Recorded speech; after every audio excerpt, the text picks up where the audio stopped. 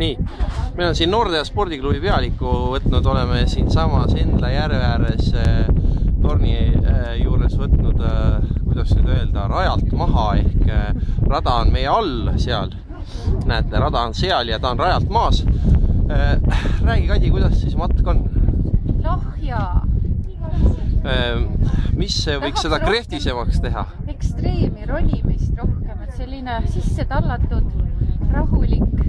Ma saan aru, et nüüd tornist laskud, siis nii ütelda seda välimist külge pidi ilma julgestuseta, et oleks pisut ekstreemsem see asi. Ma arvan küll, jah. Sest et ega praegu siin ekstreemsusi on vähe. Muidugi, väga, mul on sulle veel üks ekstreemne pakkumine. Vaata neid mehi seal järve peal. Vaatame, kas me saame natukene sinna suurendada ka. Veidike paremini näha. Oot, et nendel on päev täis ekstreemsusi. Et äkki saab kala. Et äkki saab, jah. Et õhtul kas on... Varu lubas, et nüüd läheb alles korralikuks rajaks, et on veekogu ületamist ja nii edasi, et äkki tuleb nagu... Et läheb nagu põnevaks ka see elamusret. Mina pidi ise kogu aeg tegema ennast tülili vissama ja kaua see jõuab. No ma nägin jah, et sa rohkem... Mis hea oli kollase lumesöömine, fantastiline soovitan. Kuidas sa, mis sa arvad, et kas oli kits käinud või põder?